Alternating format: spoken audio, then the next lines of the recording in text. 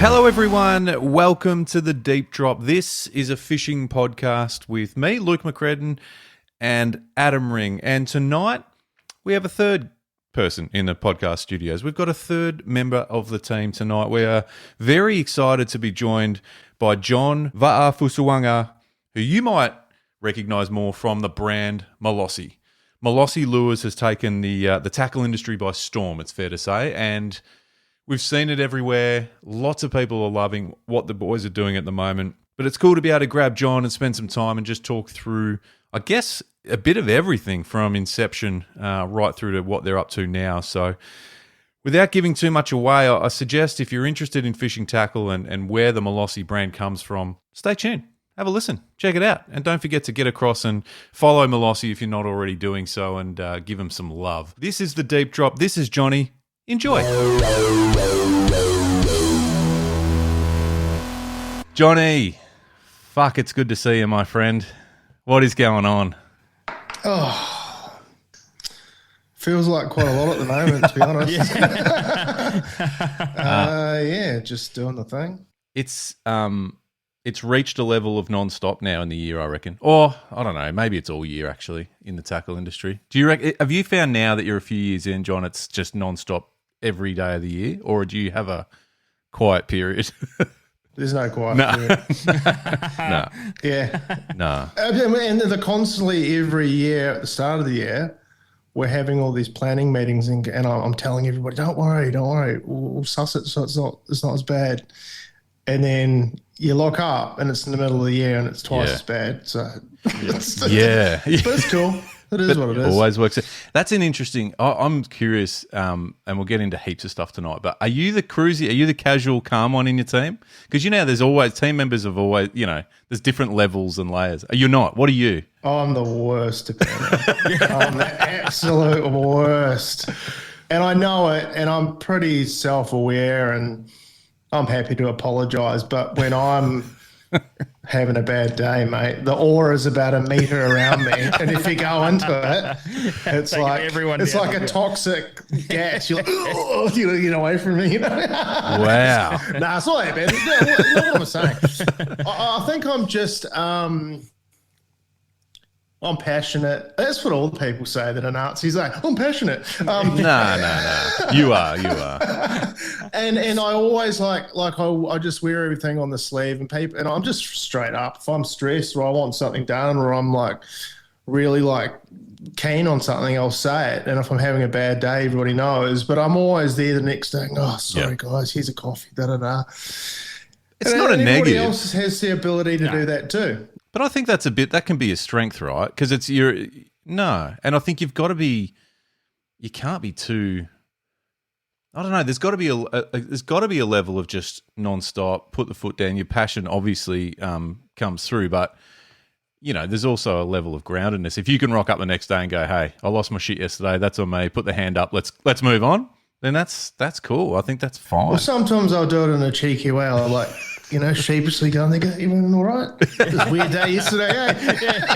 I don't know what it was, man. It was something in the wind or something. Anyway, I'm just going to go on there and just...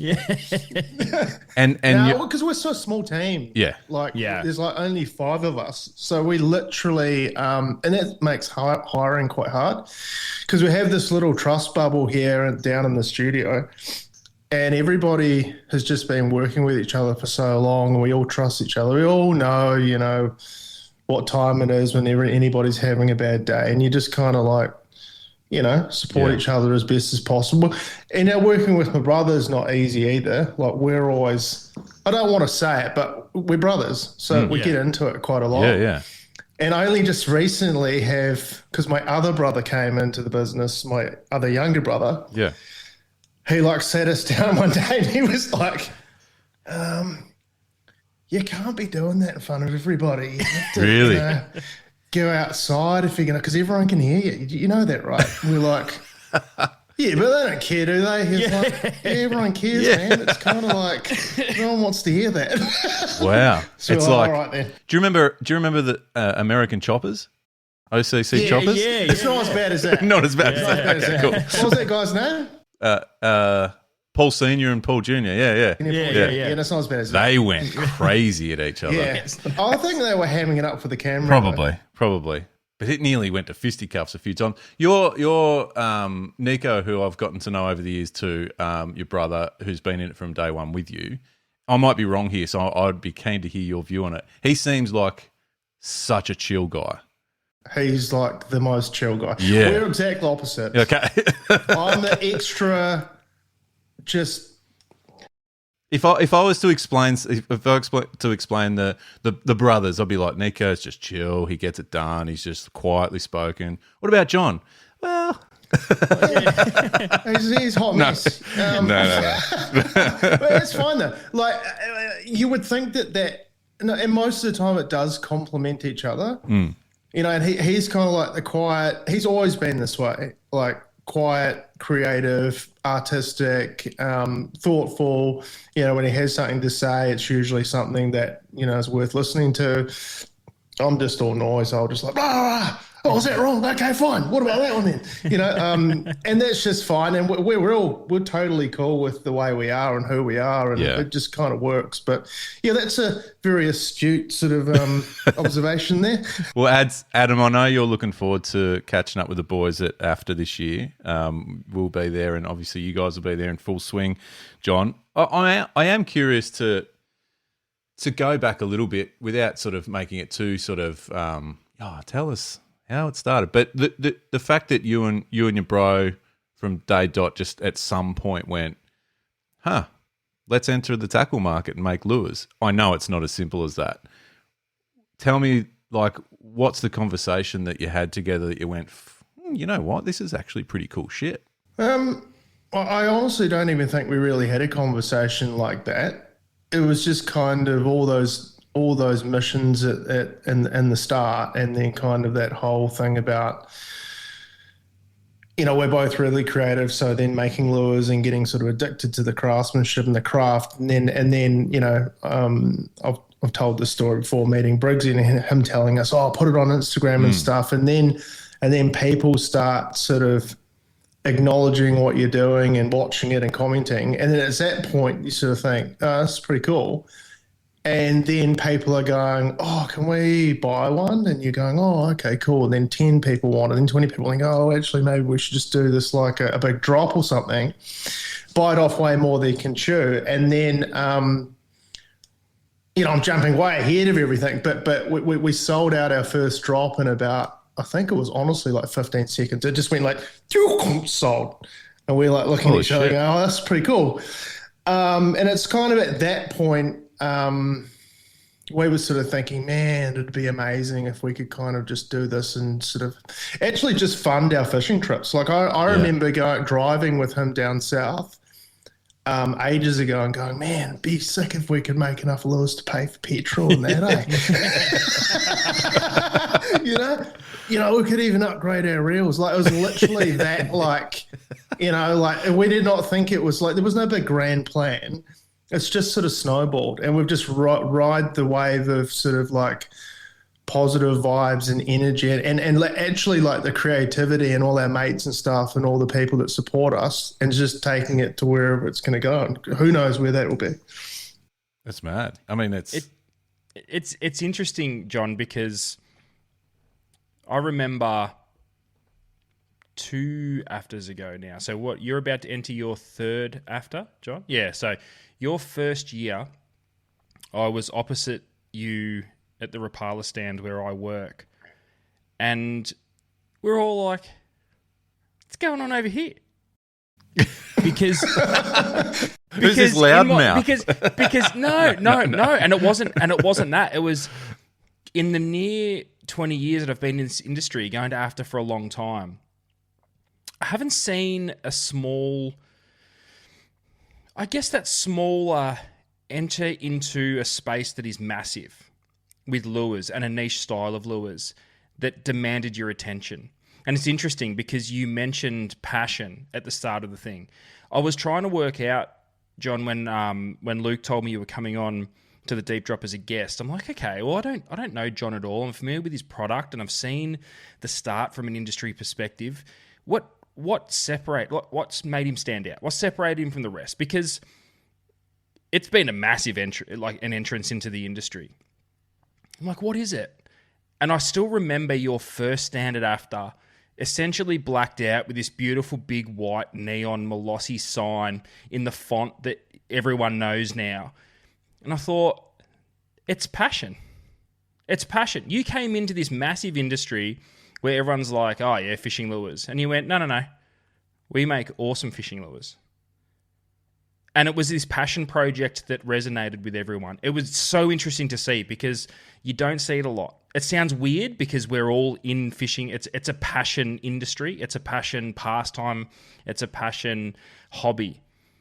But to see it laid out in, I guess, the business part of the industry was pretty awesome. That's cool. Thanks. And you know, on the flip side of that, from my perspective, and this is it, actually the way that it looked and everything was also probably because we were so scared about. You know, you got to remember we've been just slaving away in the garage for so long with our, you know, heads down, bums up, and it, honestly, I always use the analogy. It was like that day. It was like we just rolled up the garage door and there's the whole fishing industry just like staring at us, going, "Who are you?" Yeah. And so, like, part of the reason why we went so hard with that stand and stuff, and yeah, we're proud of our products and things, was just because, like, we don't want to turn up here and everyone's got all these amazing stands and houses just scuffed and really crap, you know, like, so it was like this thing where we just sort of started and we're like, oh, it has to be really good. And then, you know, like, it was cool because it was like a different thing to build and create, like, you know, and it was kind of like, it felt really cool because it was like us telling our story, and we had the wall with the history, and then like, how are we going to present our lures and things? And yeah, it was a bit, it's really interesting hearing, you know, your guys' point of view from the industry, because at that point, we didn't know anybody, nobody. We just kind of like, oh yeah, where do we sign up for AFTA? And then we just kind of like pushed all our stuff in there, and like sheepishly looking around going, man, are we going to get, you know, people going to be friendly or what? And, you know, like it was just an amazing experience. From my point of view. I find that fascinating in any industry, not just ours, but to enter a market and an industry that is, because I don't even know how much sort of you knew about it coming into it, John. But that's fascinating. So was there? You mentioned coming in sheepishly, but you've also got an understanding of some brands in market, and you know you would have known the Shimanos and Rapalas and Daiwas. But was there like, or did you go into it almost naive, just going, we're just coming in having a crack? Because it's you could argue the lure space right now is as big as it's ever been, and when I say big, like wide, so brands and ranges, and it's, you know, Adam and I always talk back about, you know, 15 odd years ago, which is still not that long ago in the scheme of things. There was nowhere near the amount of brands in, you know, and options in market. So to come in now, or, you know, a couple of years back, and just hit it out of the park from the word go.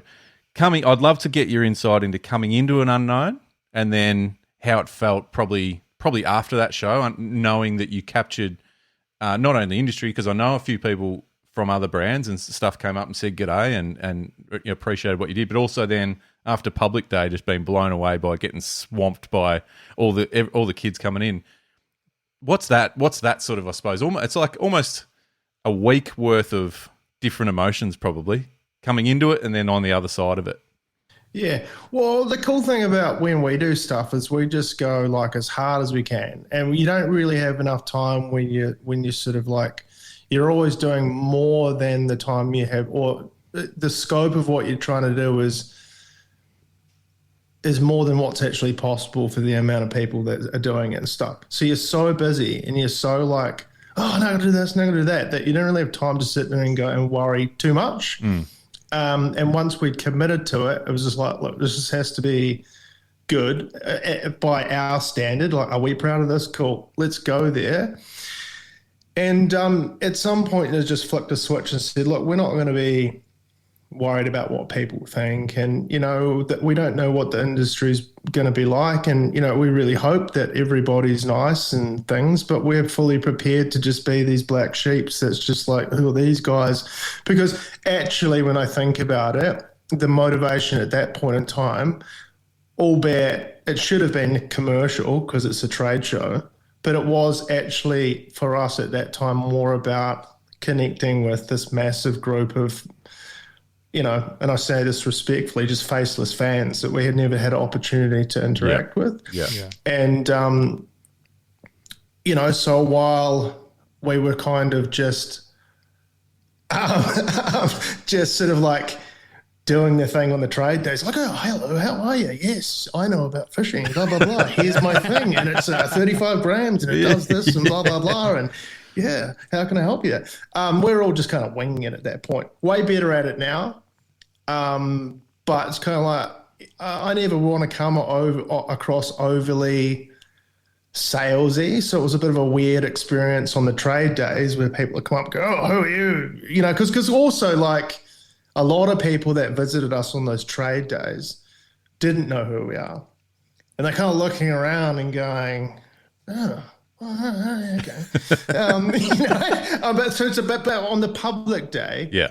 That was what was really special to us, because we're standing there going, right, well, we feel pretty popular on social media because we get all these messages of support and people, sharing our stuff and commenting. But then when those doors open and we're just standing there and just these like horde of like kids just rushed us, like, can we have a signature and stuff? And like, oh, what do you mean you want a signature? What, Bridgie's over there. No, we want your signature, and show us, and how do you make this? And like that was actually really, really special, and one of the things that I'll always remember.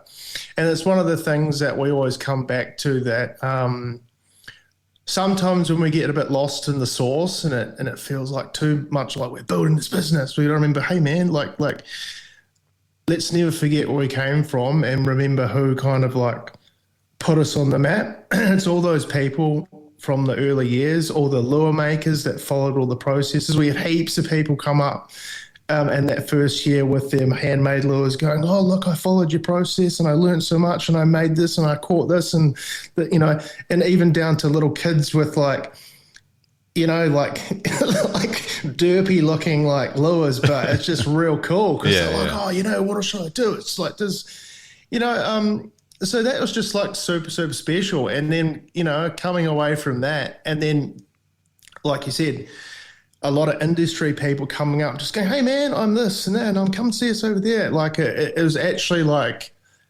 man, it was cool. It was cool. Everybody was friendly. Didn't encounter any sort of like arrogance or anything like that. People would just sort of seem to be genuinely interested in what we're up to and who the hell are we and where we come from and why is there hordes of people over there and what's going on, and so we kind of did walk away from that like kind of buzzing, to be honest.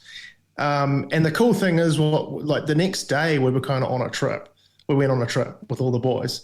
And they were all buzzing too because they were there as well. Like, oh, my, I've never seen anything like that. So it was just the thing where it was like it really sort of took it from this being this little sort of thing that my brother and I had going on in our garage to like, this is really real now and people really like it, and it's like a real world validation. But with that also comes sort of, if I'm honest, a lot of feelings of imposter syndrome a little bit, if that makes sense. It's like, oh, what have I got myself into? Oh no, now there's all this expectation. I can't hide behind the screen anymore. I'm out here doing it. There was all those sort of feelings too. But the more we've gone along and the more people we've met, and it's kind of like starting to ease in. And we'll never profess to be the best fishermen or the most, scientific lure makers or anything else. We really are just having a crack. Yeah. But we're learning. And we're passionate, and we'll get there. And we've got people around us that we trust that help us, That's brilliant. So, Jon, in some of your early process into bringing Malosi to what it is now, were you actually doing like lure carving tutorials? Like you said that you had kids coming up with lures like, oh, we watched your thing and you said to do this. Is that part of the start of Malosi? Were you actually showing people how to carve and what you were doing, or was it just what you were doing and you were just documenting that as you went? Well, our process has changed like heaps since the start. But in the start, any person that gets vaguely interested in lure making, they're either going to quit after a few weeks or 3 years later, they're just like fully addicted. Like you really have to just have the type of brain that can handle like the punishment of failing over and over again. And you also need to be able to like absorb as much information as you can. Like I watched thousands of hours of I've probably watched every single YouTube video on making lures on YouTube. I've read every single forum. I just sponged everything, and I still couldn't make good lures for ages. And but it's just then when COVID happened, my brother kind of come into the fray because he couldn't tattoo anymore. We just kind of like, and because we're so passionate, it's just this awesome like collision of two worlds of like all our creative and artistic stuff. And, we couldn't do our jobs because of COVID, and then our fishing stuff, and being able to bring those together into a really cool craft that we could enjoy together just kind of like propelled us forward in a real passionate way to learn the craft. And so in those early years when we were posting, it wasn't really tutorials because who am I to say about how to do something? I would always point to people that I'd watched. Like there's a guy called Marlon Bates. There's another Solar Bates. I think he's like a Swedish dude. These guys are like old school fishing YouTuber bait master. Me and Ads have watched hours and hours and hours of Marling Baits. That dude's sick. And he also cracked YouTube. Like he managed to make it kind of entertaining. Yeah. Too. Yes. In his own unique way, because he's a very low-key personality. Yeah. But there's also just pockets of information everywhere. Yeah. And and also because we were trying to make lures, I don't know, the goal wasn't like, let's make YouTube tutorials and teach everybody. It was just kind of like someone said to me, I can't remember who it was, I think it was like a Gary Vee quote that don't create, just document. If you're on a mission to something, don't try and create it, like set up all the angles, just put a camera on and document it. That way you're still capturing the content, but you can just do the thing without having to worry about like making the content too. So we ended up just anything we were doing, we would film it with a phone or a GoPro or a time lapse or something and just post it like every single day. And it's also because when I was going through that 2-3 year of learning everything, and I say this in the most sort of endearing way, a lot of lure makers and stuff that I respected, and not all of them, but a lot of them, I would reach out to them naively, going, oh, yeah, what kind of epoxy do you use, bruh? And all this sort of stuff. And like they'd either go, they just ghost chat, or they'll send you on a wild goose chase, or they'd say, sorry, man, it's taken me years, and it's a custom mix, blah, blah, blah. Yep. And I get it, because like, and that's across anything. And even we're like that a little bit. But you know why it is? And I don't blame anybody. It's because each of these people have been on this deeply personal journey to learn how to do it. And it's so hard. And you honestly fail so much, and the stakes are so high because you're spending so many months on these lures and stuff, that when you get a little breakthrough, why should you share that with everybody? Like it's almost like it's a rite of passage for lure makers to go through all those trials and tribulations to get to something that swims well, catches fish, handles the punishment, looks good. And when you reach that level, it's kind of like you earned it. So when you get people coming into the craft that just like, what kind of wood do you use and what to this and what that, it's like, bro, go get on the internet. Watch 1,000 hours worth of YouTube, fella. Are you on the forums, bro? Like, it's like, even we kind of felt that. But at the same time, I had like people going, man, this is cool. You should just show it. You don't have to give away all the secrets. Just show your hard work. So we just started like posting every single day. And we got to the point where we were like, nah, let's just share it. Let's just tell people. Let's just help people. If people ask us what we use, we just tell them. We're not like actively going, use this epoxy and posting that. But if people are like DMing us, I just guess this. It's this. Yeah. And I guess the thing with those, the people that are asking are probably people that will do it and have a crack. Like you're not just getting random punters going, tell us all your secrets. Like I could ask you, punch out a video and everyone will watch it. But also it's like you've got to. I know you say you spent years watching and learning and stuff, but you must be handy. Like because I could spend years watching everything you watched, and you could tell me every single bit of material you used to build a lure, and mine would turn out a fucking tennis ball. Like, you know, that's a good point. That's basically where we got to. Was like, even if we tell these people what to use, it's like it's still bloody hard. Still got to do it. Yeah. So exactly. like we just kind of was just like, I'll just tell everybody everything. Like, good luck. Yeah. Like, we got to the point where we're like doing all these like crazy processes. Yeah. I mean, that is literally why we ended up just not really caring. Yeah. About what we showed and what we didn't show. And like, it's at that point sort of things are getting a bit weird with other lure makers and stuff. And I was just about to ask, it sounds all fine and dandy from someone like myself who will probably, will never get into carving lures and making stuff. And it sounds beautiful, but how did some of your peers react to this? Because I've seen it and Luke's seen it, and I'm sure you've seen it, John, from the other end, from the actual fishing part of content creation and information and all that sort of stuff. Did you get much pushback from fellow creators in that lure space? Indirectly, I'd say. For a while there, it felt like we were all chatting and we were all sharing ideas and it was all fine and dandy. But then when we started like becoming really popular and getting a following, it just got weird. And I'm not blaming anybody for being like that. No, and it's a human nature thing though, right? Yeah. It just kind of, you would hear things or people would send you screenshots of people that you thought you were your friend or your peer, that you had like a kind of like camaraderie and pain and through the craftsmanship with, and they're just kind of like writing you off, or they're like sending messages of DMs you've sent and said, oh, this is what he said. It's like, and that happened so much that I was just kind of like, this scene's shit. Yeah. Like, what? This is not about helping. This is not like this is toxic. This is not a positive scene. But I will say there are like some pretty like Blackledge, OTL. Forgive me, I got really bad recall. There's a couple of Griff lures, like guys that. And here's the distinction. I'm not want to write anyone off or anything like that, because I actually feel no ill will to anybody in the craft. It's all hard.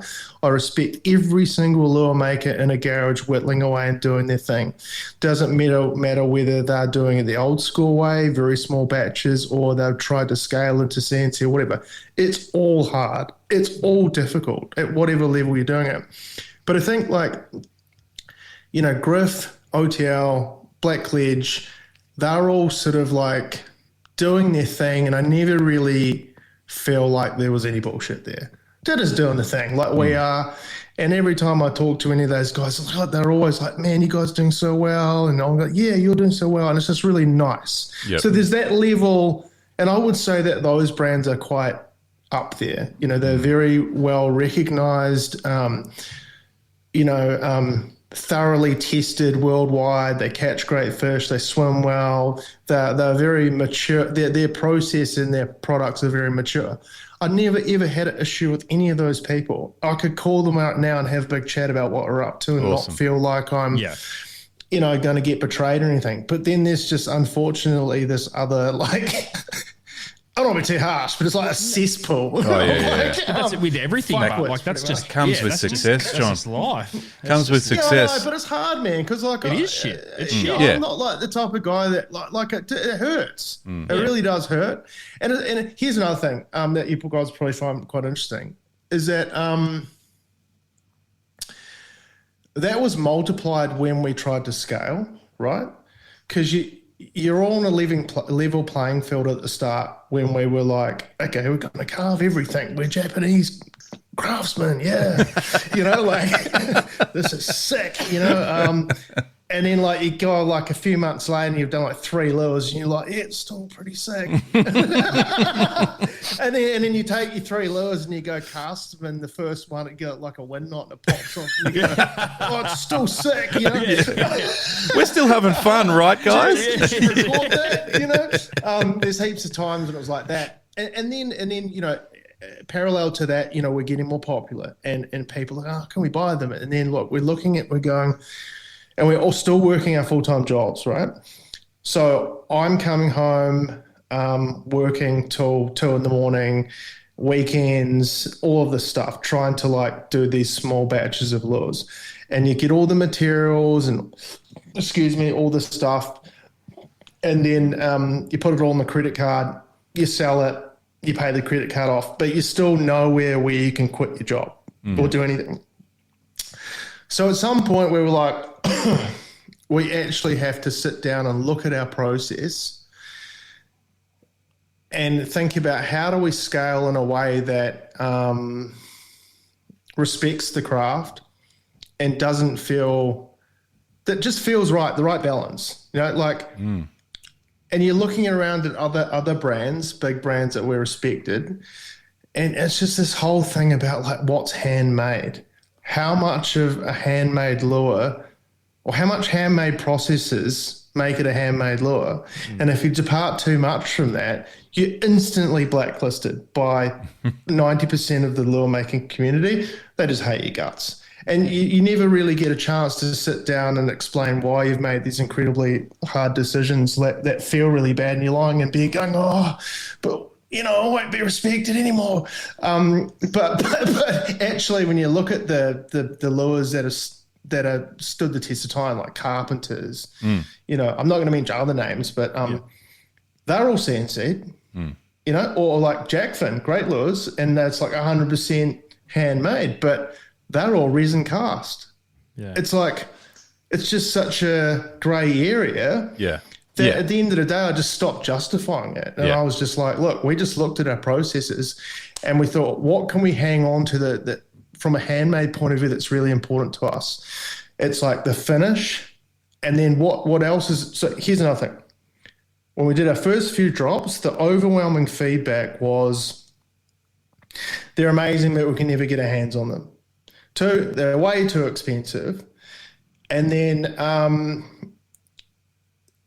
we can never get them, so we need to make more. They're too expensive, so we need to bring the price down. And then... so don't go hand in hand at all. No, that's right.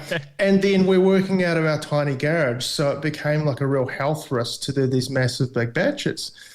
So we like put that on the whiteboard and we think, okay, like we've got all these processes. There's about probably like 65 different handmade processes, all the way from like pouring leads, bending wires, all this sort of stuff. And we looked at it and we're like, what is the mundane stuff that doesn't require any of our creative soul? And normal people would say, would think that that's the creative part is whittling the wood. But when you're doing hundreds and hundreds of lures, it's all just lined. It's all just chamfer, sand, chamfer, sand, chamfer, sand. You're going into your brain. You're just like, okay, next one. There's no creativity there. There's no like passion. It's just like a production line. Yeah. Same with bending wires and things. I think it's really important to learn how to do it the old school way and do your time and prove that you can do it and deeply understand what each of these handmade processes like contribute to the overall product. But at some point we looked at it and we're like, you know, like what's wrong with CNCing a core? Because you get consistency. You know that when you send the lure, it's going to swim the way that you intended it to swim, and that the person that spent all that money on it is going to have like the desired experience, a great experience with it, and catch fish.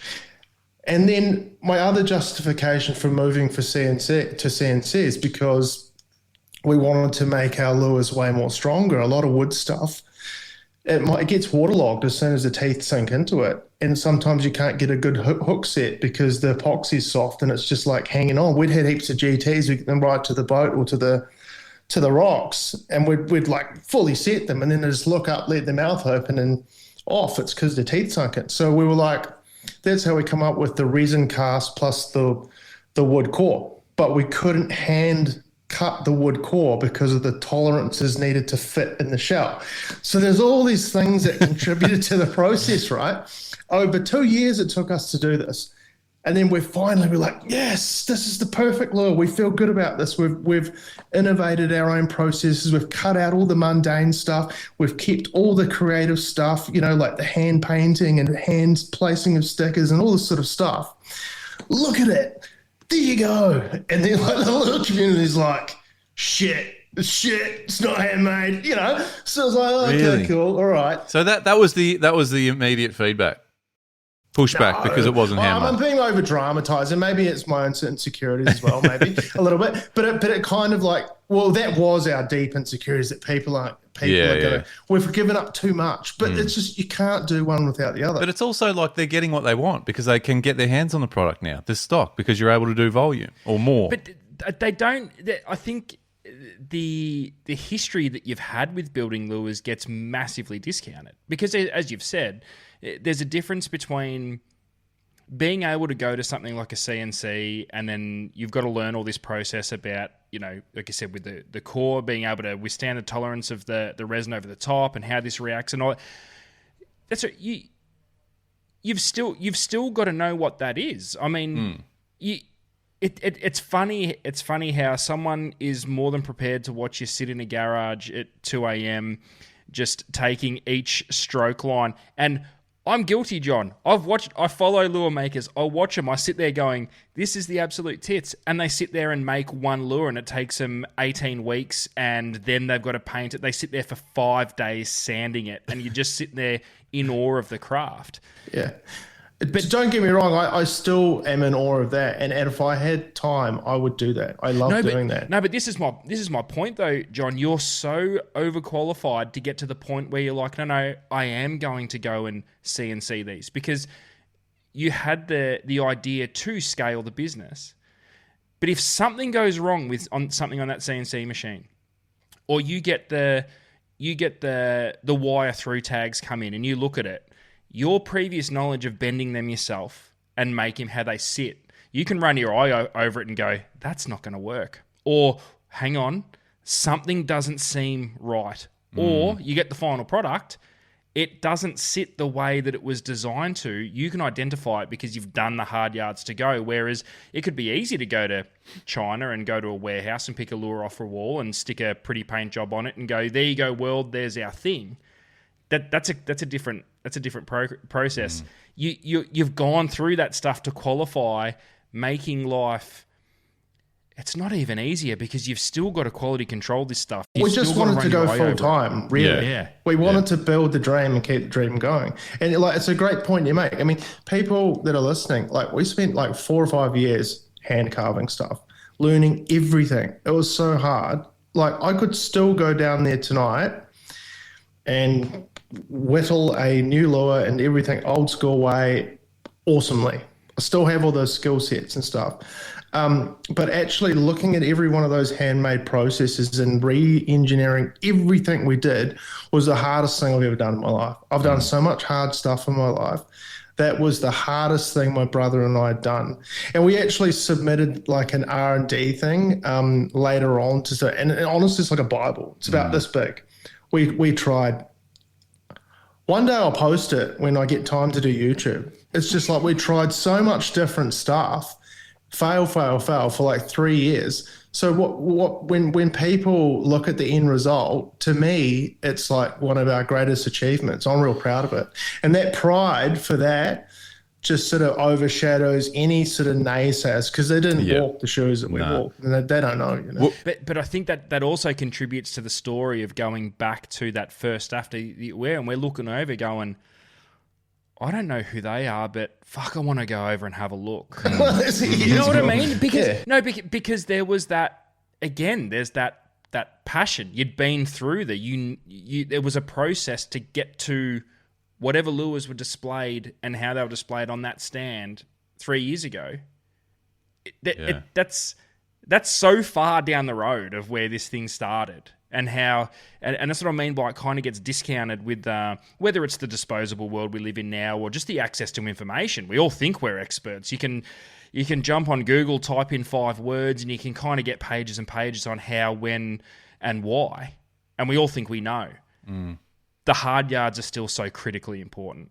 And I would say anybody that can't relate to me right now that's listening to it, just please go back and scroll all the way back to the start of our Instagram.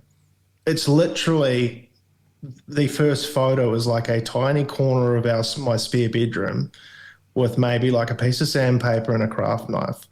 And just think about the mental, to go from that to where we are now. I'm just really proud of it. And I'm really proud of what my brother and I have been through. And I've just realized that people are always going to have a problem with something, and people aren't going to, they're always just going to see the surface of stuff. They're not going to dig deep enough to really give us the time of day to explain why we had to make these decisions that were really cut us. It was like, I don't know how to do that, but I have to do that. Because the things that are most important to my brother and I were building something that was ours with our creativity that we could give to our children and be our legacy, our creative legacy, right? Leave our day jobs, which we didn't hate, but leave our day jobs and just pursue this dream, right, together. And, because it was bloody cool, fishing plus creativity.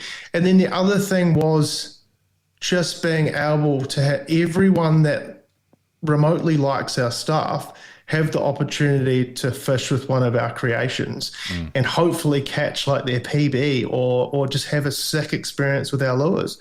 And you just can't reach that many people or achieve those dreams if you're just stuck in a mindset that's been sort of just brushed onto a whole craft. It's we just had to go, look, who cares? Let's just do what we want to do. Let's just go. People are going to hate it. Who cares? And it's a great way. We're glad that you did, because it's great, and we love seeing it. What I didn't necessarily get a first-hand look into the corner of the spare bedroom, but I did get to the first time I think I maybe met you guys, in person, was probably at the old setup in the garage at your house, John. I think it might have been. And I was just thinking about it when you were talking then about this. From the start to sort of where you are now, or even from the garage days to where you are now. The one thing I will say is when I walk into your new premises now, I think every time I've walked in, Niko's still hunched over the bench, whittling something, painting something. Yeah. That side of things hasn't changed. There's still paint tins everywhere and molds hanging up that you guys have been working on, and there's new new stuff that you're fucking around with, just trying out shit. So while yes, you've scaled, and the future, sky's the limit type thing with the brand, the roots are still well and truly there, and it hasn't changed from the day I met you guys and to now, which is, I think that's beautiful. Yeah, it's cool to hear. Thanks, man. Because it is important to just not neglect why we did this. Yeah. And we always got to have a creative outlet. What about? I get cranky at my brother sometimes because he's I'm always, because it's split level. I'm talking. Oh, you always get to do all the fun stuff. I'm bloody dealing with the lawyers, mate. Yeah. Why don't you come up and I'll make the law? I reiterate. Niko's the one hunched over the workbench doing bits and pieces and whittling away. John's upstairs with his feet up on the desk. Oh, but no, I don't like that, bro. No, not at all. It's a hardworking crew, and I love it. And you mentioned about the small crew that you've got, and it is. You can see it's just you guys getting your hands dirty every single day, and I love that. The other part of the roots or the origins and the what it is that you do, I often, and a lot of people, because you publish a lot of it, you're often heading back to Samoa. What does that mean for the Malosi brand? Well, Malosi is a Samoan word. It means strength, persistence, perseverance, and all of these things 100% apply to our work ethic and, pushing through problems, fishing for big fish, fishing land-based is hard. You have to have sort of like a resilience and like a determination to do all that stuff. So that word was always like, I don't know, I can't remember how we were just like, oh, it needs to be that. It was really early on, and I was like, shit, scared that someone's going to already trademarked it. But luckily, it's like, it has to be that. It cannot be anything else. And it's just such a great name for us because, our roots in Samoa, Dad's full Samoan, Mum's Kiwi, but we grew up going back and forth from Samoa, and it's hard to explain. When I used to go back there and I used to have to leave, I'd cry on the plane. I was just so built into me, this place. And as I got older, just the culture is still very deep over there. They call it Wha Samoa. That's like the Samoan way, the chief system and the food and the song and the dance and the way that the villages work. It's all very old school, and there's deep, deep history, rich history and culture there. And just being immersed in that and growing up through that. And then, as I got into my teens, looking around going, bro, there's probably pretty good fishing here, and then at some point it was I went fishing. I mean, I used to go fishing as a kid on the little canoes and stuff, and you'd catch little reefies and things, but nothing. You'd see tuna busting up out on the reef, and you'd see GTs occasionally just boof, hammer some stuff inshore. But it's not till after I had sort of discovered fishing with lures in New Zealand and later in Australia that I started thinking, oh, maybe I should try fishing over there. And that was just a whole other experience fishing over there. It often feels because it's not a very big sports fishing scene over there. There's maybe 3 outfits, or what do they call them? Charters over there, and I never see anybody with a rod or anything. They're all munting around with nets and stuff and little pieces of bamboo and shit. But so I was you know what I mean? So they're it's real funny. We always rock up to the ledge and they're there with their bamboo and their flies. And it's always real funny when we don't catch anything. Yeah. And they catch something massive. They're just go out of their way to be showing us their fish, going, you got all the gear, no idea, foreign idiot. Yeah. But actually, but as we started to get a bit older and started to get into sort of the exploring land-based stuff, Samoa just became this amazing untapped sort of zone. You can literally bush bash for hours and walk out onto a ledge, and it honestly feels like no one's ever thrown a lure here. And then quite often, more often than not, you'll throw a lure and get absolutely destroyed, and then it's even more exciting. It's so that just became a thing for ages. And obviously my family's history, my grandfather was a big chief over there, and then my dad, and then we took our chief title as a while. And just for everybody to understand, when you take a chief title in any sort of Pacific Island country, at least in Samoa, it's not so much about your first in line for the lunch or whatever like that, and hands out, sitting there like the trope, this fan me, it's not like that. It's like a commitment to your family and your village, and in some cases your to God, that you're going to serve the family. You're stepping up into a role of responsibility. People come to you for leadership. If people have problems, you're helping them financially.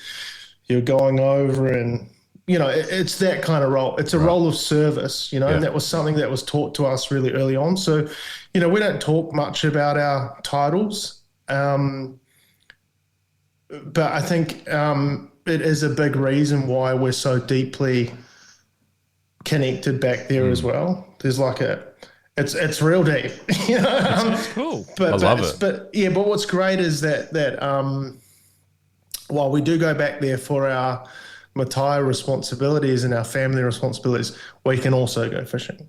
Yeah. So that's just what it's turned into now. I feel like it's I've noticed, and I don't know whether this is linked and connected at all, and maybe I'm overthinking things, which I tend to do. I've noticed when you have created new ranges or whether you model new colors or whatever, I sense that you sort of, there's almost a let's go back there and give them a run first. It's like, let's take them there, give them a workout. Obviously, it's not necessary. I don't know. Like I said, I might be overthinking that, but that's what I've seen. I've noticed that over the last couple of years. Is there, especially big stuff, big stickies and big poppers? Yeah, because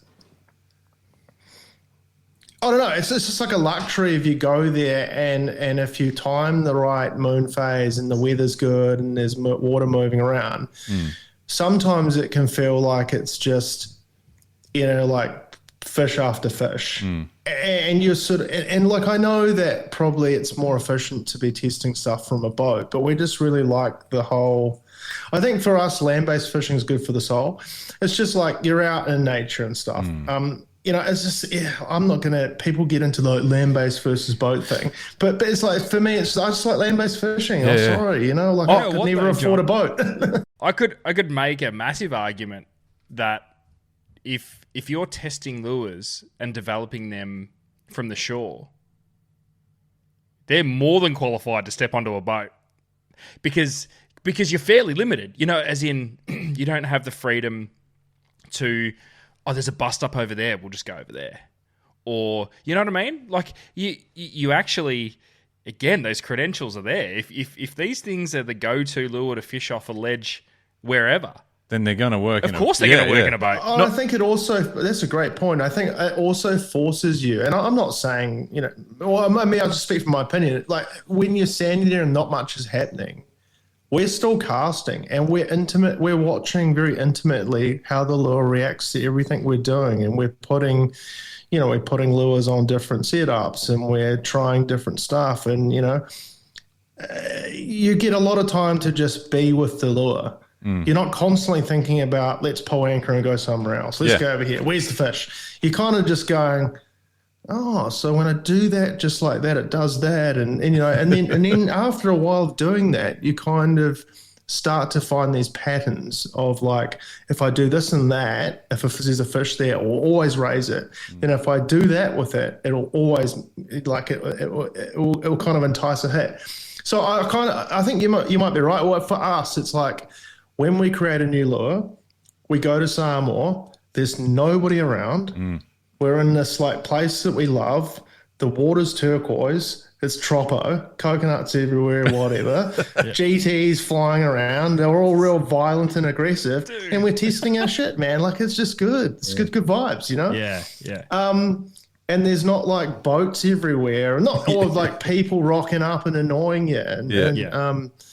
Well, there is sometimes, like the locals always turn up, like sometimes turn up. I don't know if you saw that TFI film, but like, sometimes like someone will emerge from the bush, or you'll get a feeling that like you're being watched. And you kind of like look around, and there's like a rustle in the leaves are saying, oh, come on, just come out, you know, and quite often they're just sort of wondering why on earth you're throwing these huge fish back into the ocean. One thing Samoans do not understand is like catch and release. They just do not get that. Some of them get a bit stroppy about it. Really? And I have to go, my fish, I'll do what I want with it, mate. If I want to throw it back, I will. Yeah.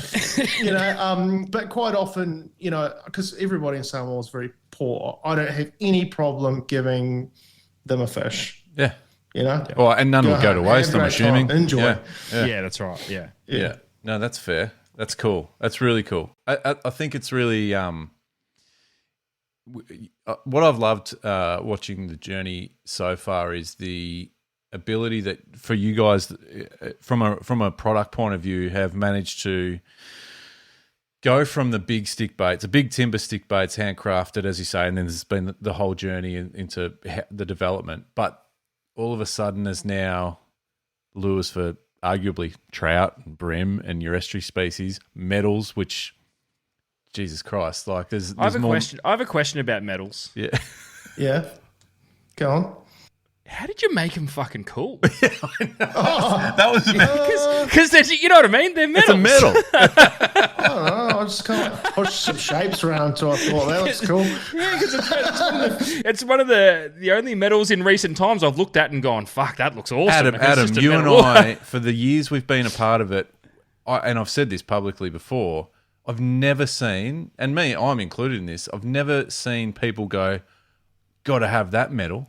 Yeah, that's right. What do you mean? Like, far That's out. really cool. It's really cool, and it's one of the things that it's really cool. And thanks for bringing it up because, you know, for us fishing off the stones and stuff, like a surface iron or casting metal, slice, whatever you want to call it, is like one of the cheapest, most effective ways to like hook up on pretty much any species, anywhere. Yep.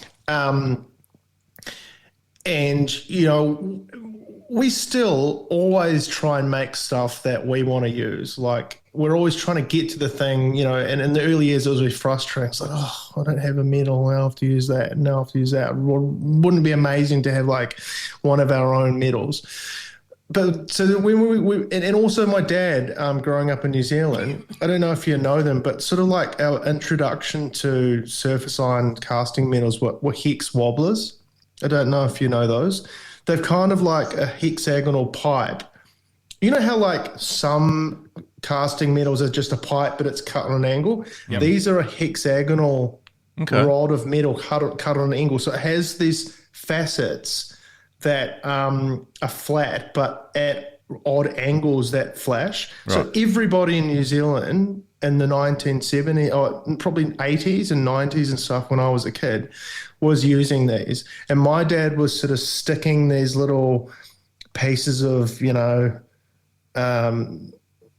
whatever they were, little bits of tape and stuff on them, people tricking them out with feathers and upgrading the trebles and doing all types of stuff all over New Zealand. There probably still are. I wouldn't be surprised if the humble hex wobbler is still a big thing in New Zealand.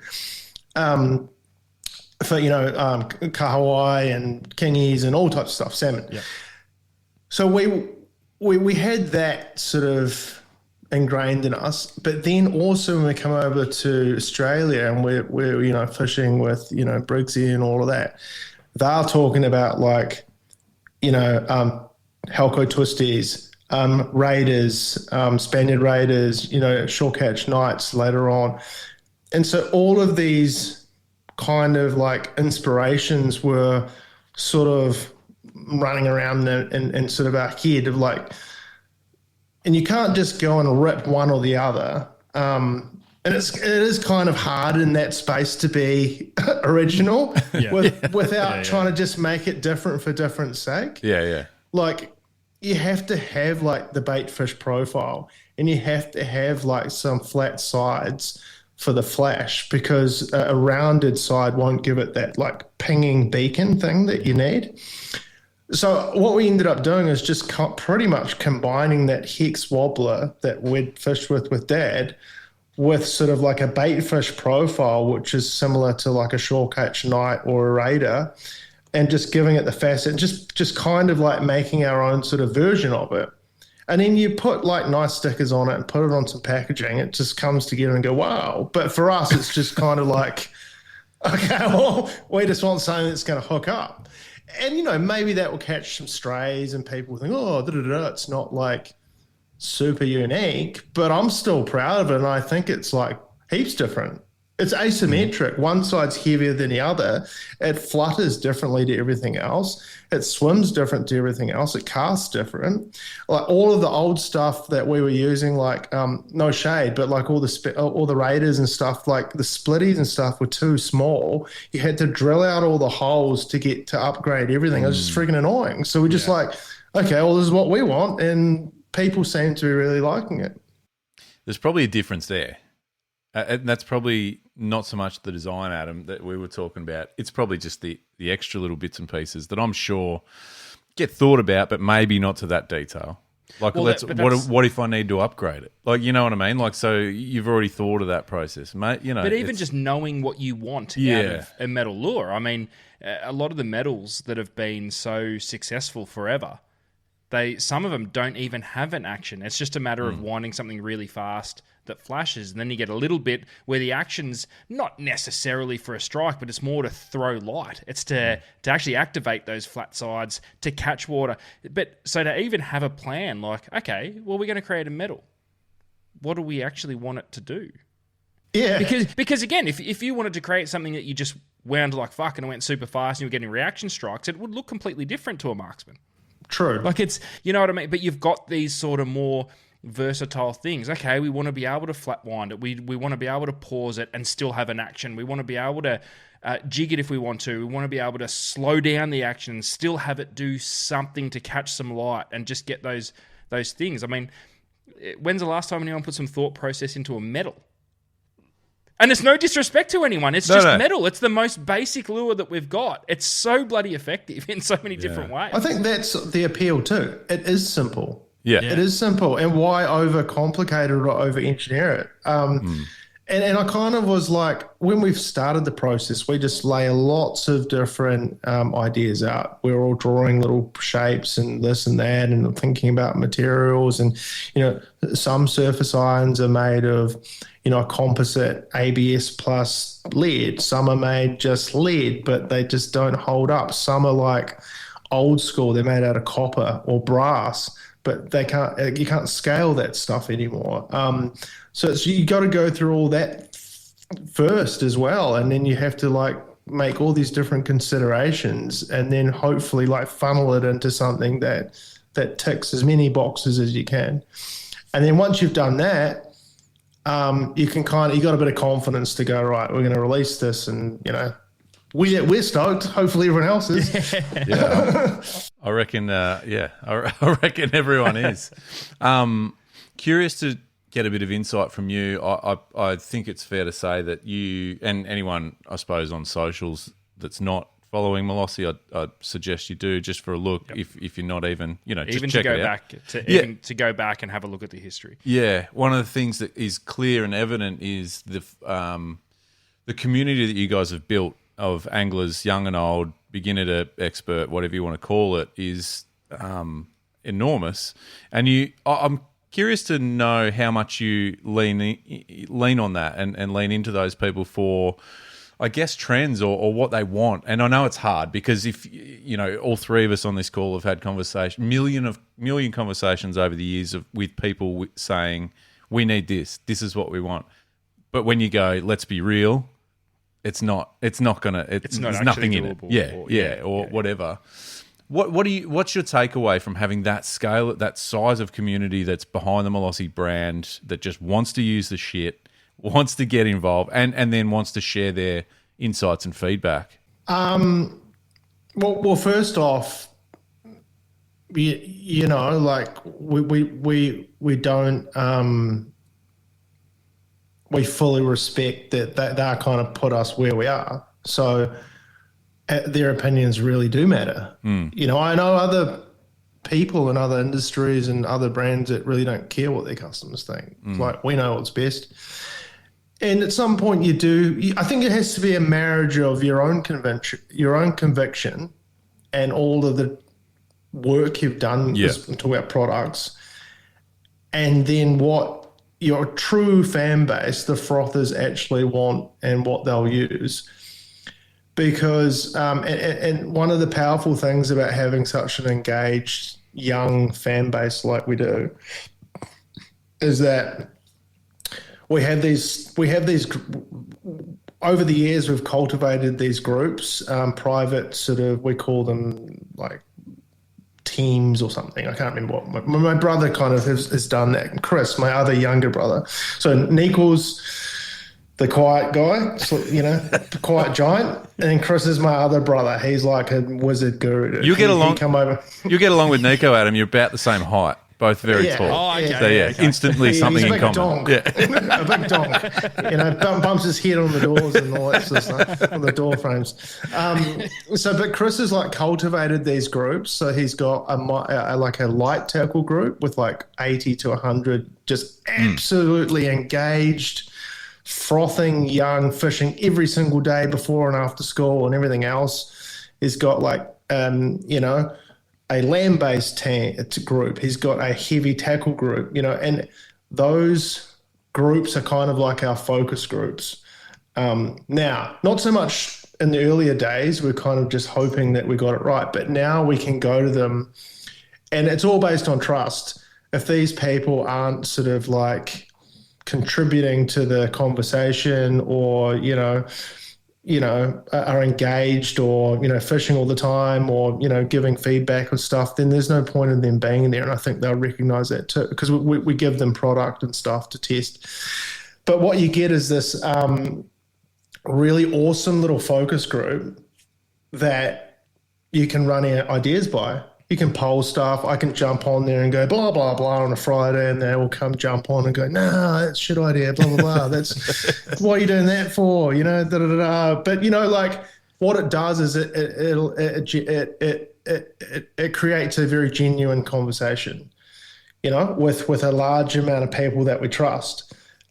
So we marry that with obviously what our awesome sort of customers say. I'm talking about retail customers, because they're really important too. They're selling products every single day in the shops and stuff, and they have, vast experience and knowledge over many, many years about trends that come and go and what happens and what's happening locally in different places. So that's really important for us to listen to that feedback too.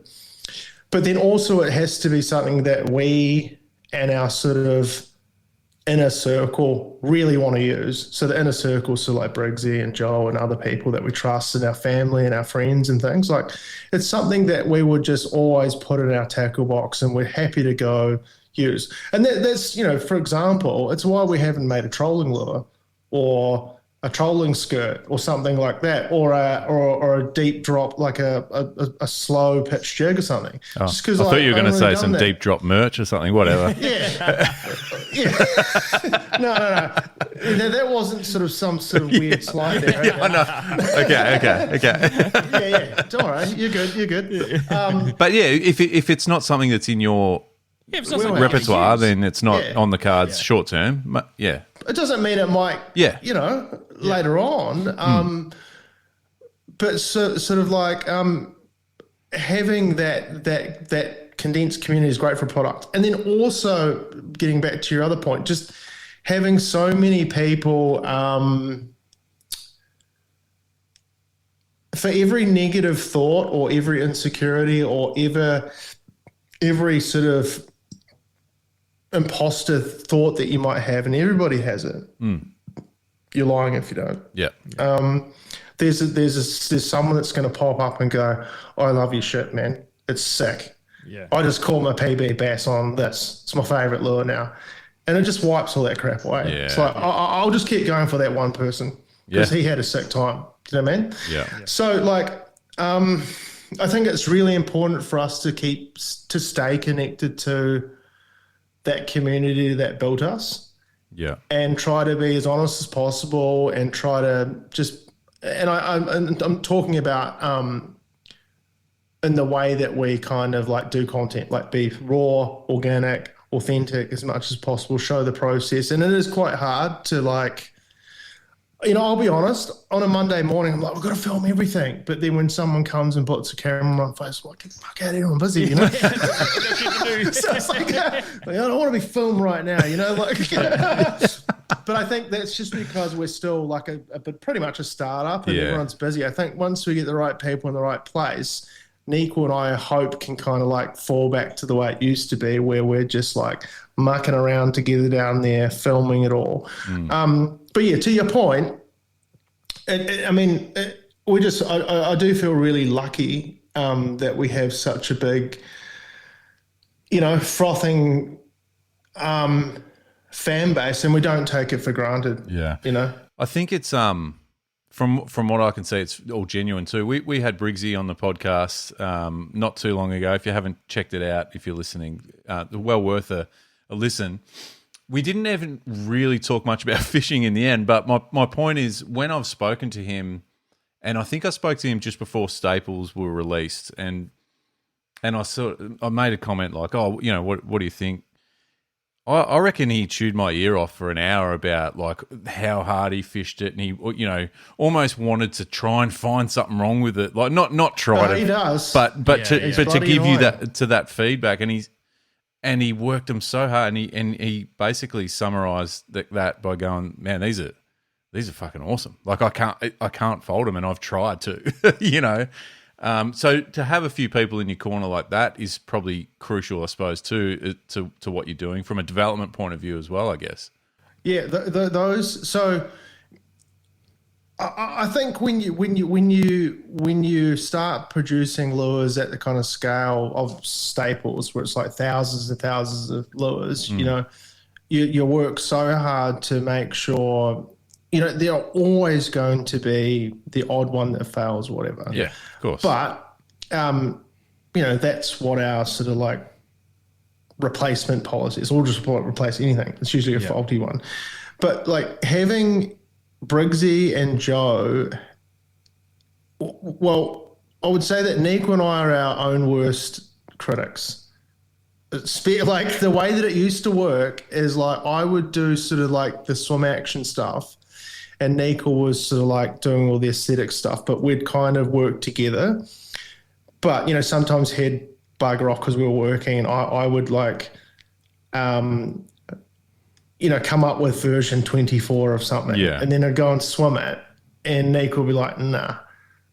But that's good. That's a good relationship. Yeah, and I think, but what I'm trying to say is there's that dynamic at the core of our intimate development stuff, where we're our own worst sort of critics, and we keep each other honest. It's not like a dictatorship where he just does something or I just something.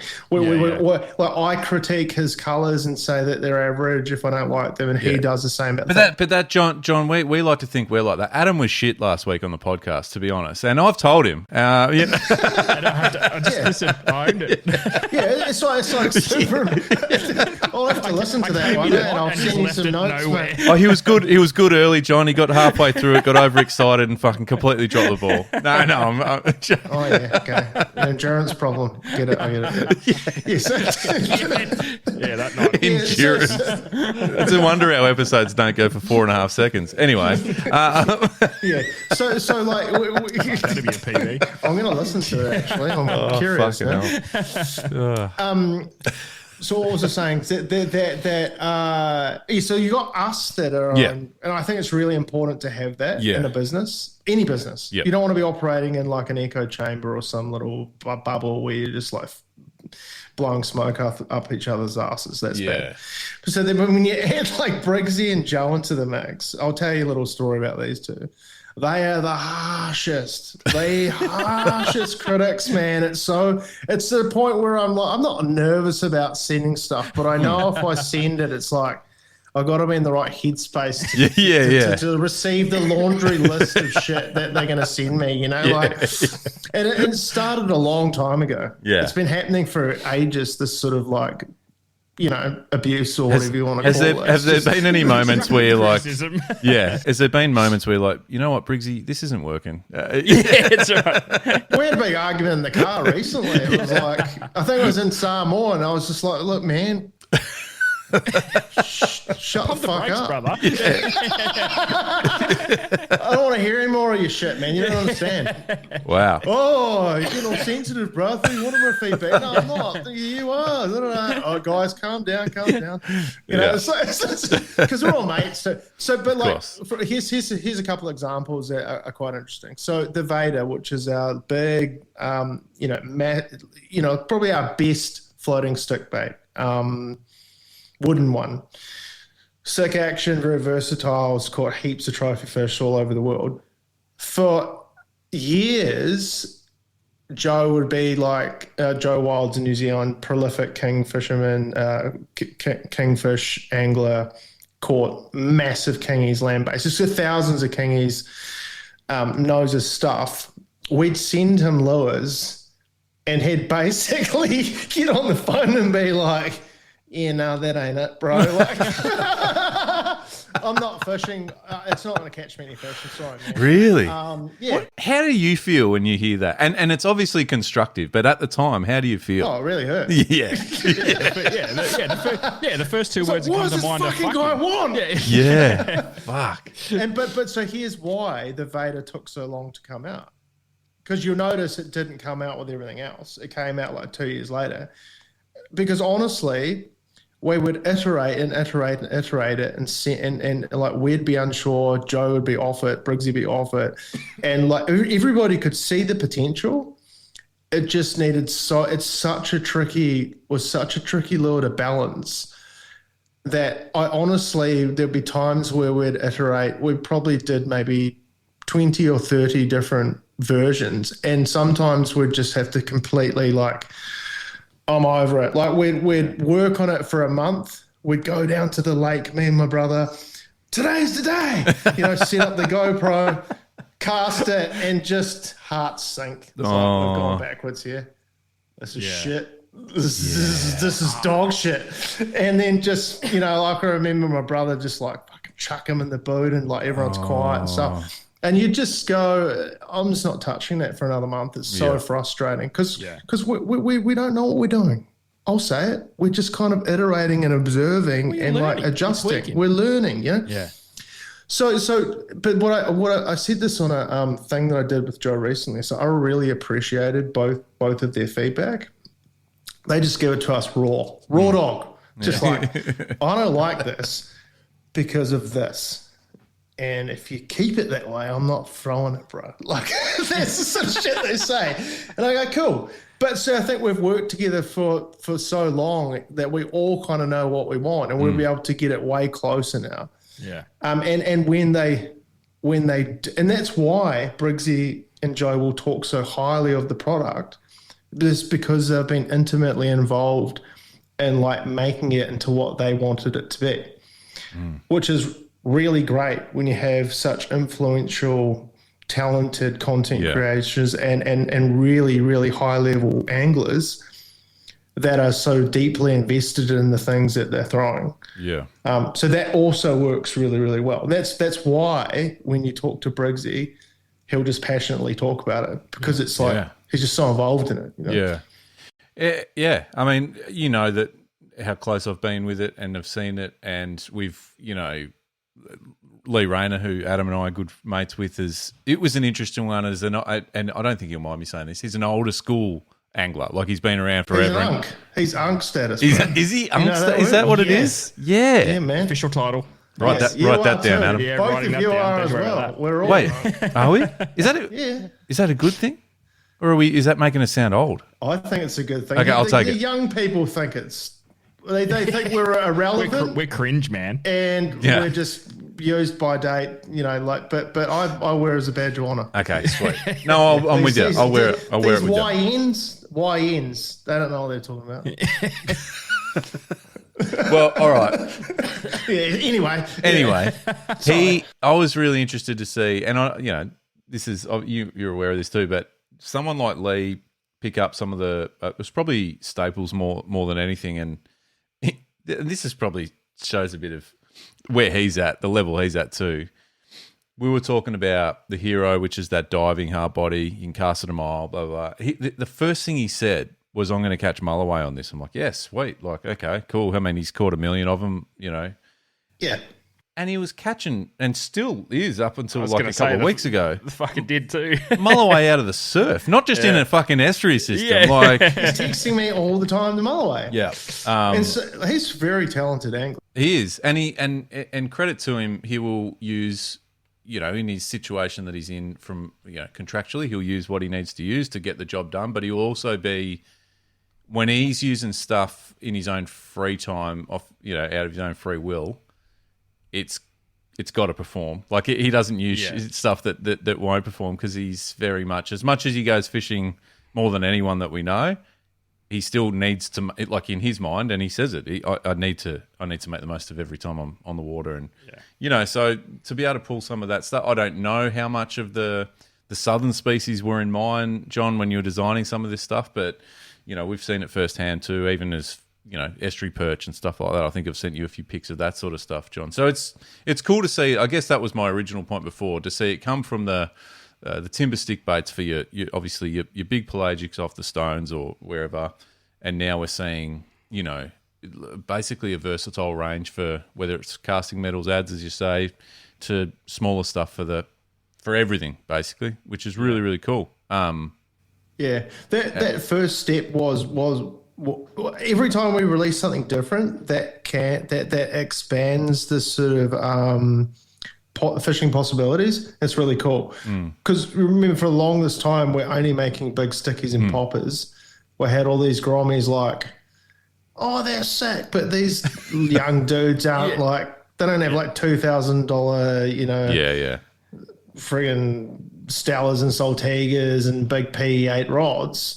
So the first thing we worked on outside of that was like, we've got to get something for the young guys. That was the micro range. And then we've just kind of just done that. We'll just slowly keep doing it. And while it's really, it is actually really cool seeing people catching fish that honestly, we hadn't really designed it for. Yeah. It was like a dude in New Zealand that's throwing marksman in the river and catching heaps of trout and stuff, and he reckons it's like the best thing ever. Yeah. Oh, shit. It's like, I never would have thought that. Ads, have you ever chucked a medal for a trout? No. We're doing it. We're fucking doing it. Yeah, write that down. The closest I've ever heard of it, when like the trout fish shows used to go nuts for wonder wobblers and shit. Oh, yeah. Yeah, true. That'd be the closest, but I've never done that. Spoons and shit. Tassie Devils. Yeah. They use that. Yeah. Yeah. Anyway, Okay. That's cool. Okay. No. I'm saying. Is that like is that some sort of like is that a word? No, it's all like Tassie Devil. it's my safe word. I'm out of here. And we're done. Hey, can I just say something? Speaking of Tassie Devils, and this might not mean a hell of a lot to all of the listeners, but Ads, John. We did a trip recently, which was still one of my favourite trips of all time, mainly just for the company. But John experienced a trip away with Pat Levy. Oh, and you survived. Are you still hungover, John? I actually, he didn't live up to expectations. Everyone talked him up. I reckon I could drink him on the table. This week, bro. Boy, clip that, Luke. Clip that. Write that down. Yeah, g'day, Pat. Clip that. Yeah, it's a challenge, Pat. If you're listening, brother, I'm going to send it. I'm sending it. I'm coming on this trip. I need to witness this. Well, I'm thinking. To be fair. No. Don't back it. Okay, I won't back it. Was he in the pool at 3 a.m? No, he wasn't. I don't know what you're talking about, John. There was a 3 a.m. pool. So, no, but actually after gala dinner, I'm going to talk to Pat about what you just said. That's fine. No, Pat's one of my favourite people I've met in the industry. Yeah, just like such a. He has had me in stitches the whole trip, and just like I think someone said watch him hold court, and then you come out of the shower, he's sitting there, in the corner of the pool, blah blah blah, rinsing people out, and everyone's just laughing. It's like, that's my kind of guy. It was probably to my point, I suppose, and this goes back to potentially in the first 10 or 15 minutes of this episode you were talking about after and entering the industry. I think from that trip last year, and there was some great. Actually, Curtis Waterman, who's been on the podcast a couple of times. Kurt he was in Pat's headlights from day one. So he was copping it. So he was the one getting beat up by Pat. But there was this great sort of energy group of 5 or 6 different brands within our industry. But it was just this getaway, and it's like, hey, John, like, oh yeah, I've seen your stuff, like, awesome shit, like, tell me about it. You know what I mean? Like, it was such a great energy, and there were people from like Pat and Gareth Williams who have been part of this industry for a long time. Michael Starkey, you know what I mean? So there's people. I learned a lot talking to those guys. Yeah, I learned a lot. It's really cool, and I was kind of thinking, and I know, I mean, we've held you up long enough, and you probably want to get home, John. But I No, I want don't to. care. We can go as long or whatever. I don't care. Yeah, sweet. Well, I wanted to know, and whether this is to round out the show or not. From the conversation we had at the start about entering after in your first year, and to Ads's point, you've kind of got eyeballs looking at you going, who are these guys? Looks cool. I want to go check it out. To what's the feeling like moving into after for your third year, and you've established yourself? You could, and you might not say this, John, but you can now back what you're doing because it is super successful, and you can sort of hold yourself now as one of the players, even though you're still very young in the industry. You are absolute player. How does that mentality this time around? You know what I mean? Like what does the mentality feel like or look like this time around? I mean, we obviously know what to expect more. And going on from last year, now kind of people, it wasn't, the first year was like, who are these people? Second year was like, oh, what are they up to this year? And then I think we just got to do a bit of like bigger, better. And like, just sort of, I mean, we've done like a crazy stand build this year where we make everything ourselves. Some dude was telling me the other day, I was like, why are you doing that? Just bloody hire it and get someone else. Like, no, man, too expensive, bro. Yeah. And we kind of enjoy it. And so it is kind of cool to go there and show the new stand and all the new product we've got going up in. And now there's friendly faces around everywhere. Yeah. We can go and pop in and say hi and stuff. It's definitely not as scary. Well, I was going to say it's and I suppose trade show aside, I'm probably more the angle of just the mentality a few years in. Not that it's a few years in, really. You've been doing it for a long time, but a few years in at the scale, you're at now, I suppose, is kind of where I'm at. And like are you still seeing, opening that roller door into all the suppliers looking at you, or are you feeling like you can walk and you can hold your own? Do you know what I mean? A wee bit, yeah. There's like a bit of a comfort there, Good. But at the same time, we are just kind of a bit humble by nature. So it's like it always does feel a bit weird when you're getting attention. It's like I don't really feel like I deserve this, but then you got people going, "Oh, you do," da da da. So it's cool. And just to your point before, like it is. We kind of like put this sort of like craft years, the garage years, are like completely different to like when we kind of actually launched. Like we've only been in shops maybe 2 years, something like that.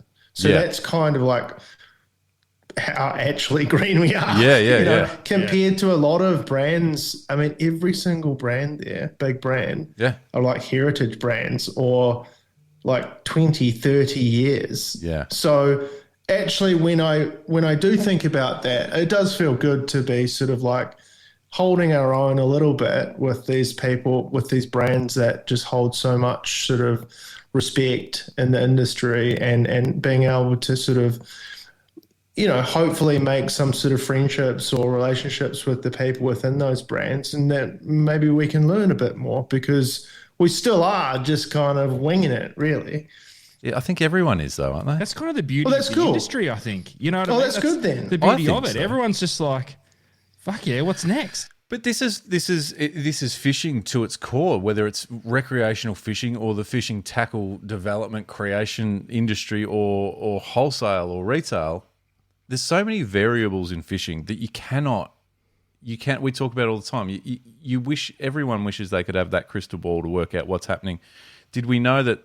We're going to have issues with South Australia this year, and WA to a degree. Like you can't and you won't. So there's got to, as much as the stalwarts of the industry or whoever might be going, we know what's happening, we're cool, we're cruising, and to a degree maybe they are. But there's also that element of we're kind of winging it still.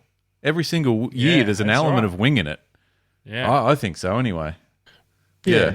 Yeah, and actually, when you go to the gala thing, it's quite nice to see everybody together in one big sort of room. Yeah, And you kind of realize it's true. Everybody is just trying to do the same sort of thing. Like everyone's trying to release really good stuff and like hold their own and keep everybody in a job, keep the industry growing, keep people coming into the sport.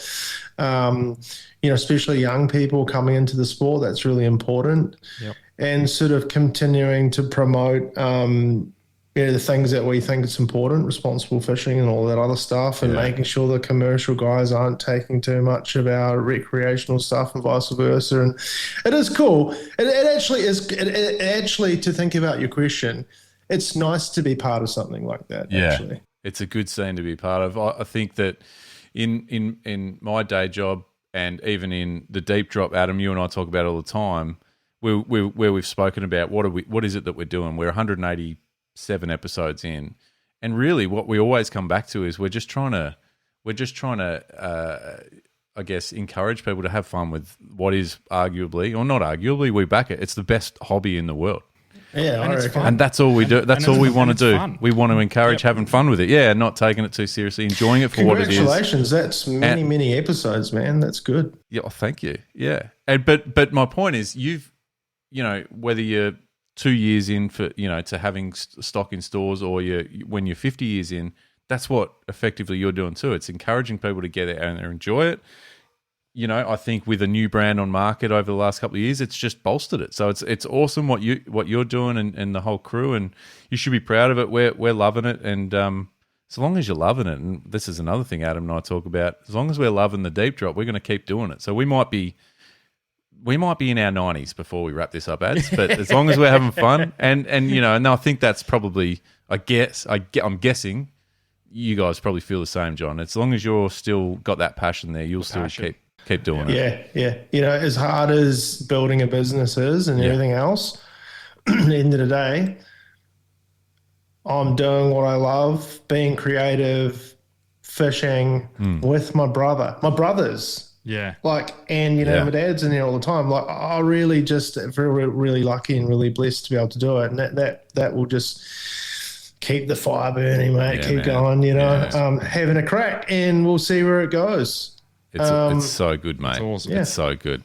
Hey, thanks heaps for your time, John. This is awesome. I think you need to come on again and just we need to shoot the shit. Talk about some more. fishing for a bit.